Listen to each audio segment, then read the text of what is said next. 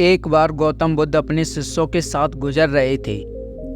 बहुत there one में चलने के बाद बुद्ध और उनके सभी शिष्य एक विशाल पेड़ के नीचे बैठ जाते हैं। उस पेड़ के नीचे एक अलग ही शांति थी। सभी लोग उस शांति को अनुभव कर रहे थे। कोई भी एक शब्द नहीं बोलता। कुछ देर बीतने के बाद गौतम बुद्ध का एक शिष्य उठता है और बुद्ध से पूछता है, बुद्ध, मैं आपसे एक सब प्रश्न पूछना चाहता हूँ। बुद्ध कहते हैं, पूछो, क्या प्रश्न है तुम्हारा? शिष्य बुद्ध से पूछता है, मैंने कभी भी आपको दुखी नहीं देखा। आपके चेहरे पर हर समय एक अलग ही मुस्कुराहट रहती है, हमें भीतर तक आनंद से भर देती है। आपके चेहरे पर अलग ही चमक है जो हमें दुख से कोसों दूर कर देती है। पर मैं यह जानना चाहता हूँ कि मेरे बिच्छू बनने से पहले मेरे जीवन में बहुत सारा दुख था, जिसके कारण मैं बिच्छू बन गया। पर मैं अभी तक नहीं जान पाया हूँ कि दुख का क्या कारण है। क्या आप मुझे बता सकते हैं कि वास्तव में दुख का क्या कारण है? बुद्ध मुस्कुराते हैं और अपने बिच्छू से कहते हैं, दुख एक विचार से ज़्यादा कुछ नहीं है। सभी लोग सुनकर चौंक जाते हैं और बुद्ध से पूछते हैं, परंतु बुद्ध, विचार तो आते हैं और चले जाते हैं, पर दुख एक बार आता है और जाने का नाम ही नहीं लेता है। बुद्ध कहते हैं, मैं तुम्हें एक छोटी सी घटना बताता हूँ। एक नगर में एक धनी सेठ रहता था। उसके पास एक वफादार नौकर होता था। वह सेठ अपने नौकर पर बहुत विश्वास करता था। वह सेठ अपने नौकर पर कभी भी किसी बात के लिए भी किसी भी शक नहीं करता था, क्योंकि उसका नौकर वास्तव में ही बहुत ईमानदार होता है। एक बार उस सेठ को किसी काम से बाहर जाना पड़ा। 2-3 दिन के बाद जब वह सेठ वापस लौटा तो वह एक कीमती सामान लेकर आता है। वह उस कीमती सामान को अपने कमरे में सजाकर रख देता है और अपने नौकर से कहता है, तुम्हें खास तौर पर इस चीज़ का ध्यान रखना है।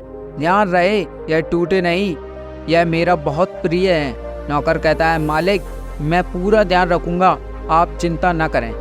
अगले दिन वह नौकर पूरे घर की सफाई कर रहा होता है। सफाई करते करते वह सेठ की उस कीमती चीज़ के पास पहुंचता है और उसकी भी सफाई करने लगता है। सफाई करते वक्त वह कीमती चीज़ उस नौकर के हाथ से फिसल जाती है और नीचे गिर जाती है। सेठ को यह बात पता चलती है और वह नौकर के पास आता है और उस नौकर को खूब डांटता धमकाता है। पर ना तो वह उस नौकर को नौकरी से निकाल सकता है और ना ही उसे पीट सकता है, क्योंकि वह नौकर उसका बहुत वफादार और पुराना नौकर था। इसलिए वह डांट धमकाकर ही उसे छोड़ देता है। सेठ अपने उस कीमती चीज के बारे में सोचकर बहुत दुखी हो जाता है। रात होती है और सेठ अपने कमरे में लेट जाता है। सेठ को नींद नहीं आ रही होती है और वह बहुत बेचैन होता है। बेचैनी के कारण सेठ अपने कमरे से बाहर निकलता है और देखता है कि उसका नौकर निश्चित के साथ खर्राटे लेकर सो रहा था। वह यह देखकर और क्रोधित हो जाता है। सेठ सोचता है, इसने मेरी इतनी कीमती चीज तोड़ दी और इसे बिल्कुल भी चिंता नहीं है। मुझे यहाँ नींद भी नहीं आ रही है और यह आराम से सो रहा है। सेठ अपने कमरे के में वापस चला जाता है। अगले दिन सुबह सेठ सोचता है, मैं इस समस्या से कैसे निकलूं? फिर सेठ को एक तकरीब समझ आती है।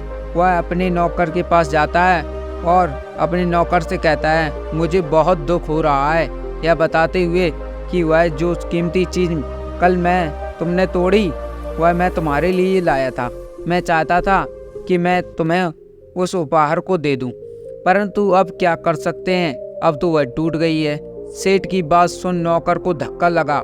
नौकर सोचता है, अरे यह तो बहुत बड़ी गलती हो गई। वे इतनी कीमती चीज़ और महंगी चीज़ मेरे लिए लाए थे और वो मुझसे ही टूट गई। फिर क्या? उस नौकर के मन में बेचैनी पैदा हो जाती है, दुख पैदा हो जाती है। रात होती है और सेठ आराम से सोता है और वहाँ नौकर बेचैन रहता है। उसे नींद नहीं आती, क्योंकि अब उस नौकर ने उस सेठ की उस कीमती चीज़ को अपने आप से तोड़ लिया, इसलिए वह दुखी हो रहा था। पहले उस नौकर के मन में यह विचार नहीं था कि वह कीमती चीज़ मेरी है, पर अब उसके मन में यह विचार है कि अगर वह कीमती चीज़ न टूटती तो वे मेरी होती। वो तो कहते हैं, दुख केवल एक विचार है और यह विचार कैसे उत्पन्न होता है? अपने आप को ही किसी चीज़ से जोड़ने से। हम जिस भी चीज़ को अपने आप से जोड़ देते हैं वह चीज़ हमारे दुख का कारण बन जाती है। लेकिन वास्तविकता तो यह है कि कोई भी चीज़ हमसे जुड़ नहीं सकती। हर चीज़ आपके पास है, आपकी है, पर कुछ समय के लिए, कुछ समय के बाद वह आपसे दूर हो जाएगी। उस दूर होने की घटना को ही स्वीकार करें और आगे बढ़ें। अगर आपको वीडियो पसंद आई तो प्लीज़ लाइक करें, कमेंट करें और सब्सक्राइब करें अगर चैनल पर पहली बार हो।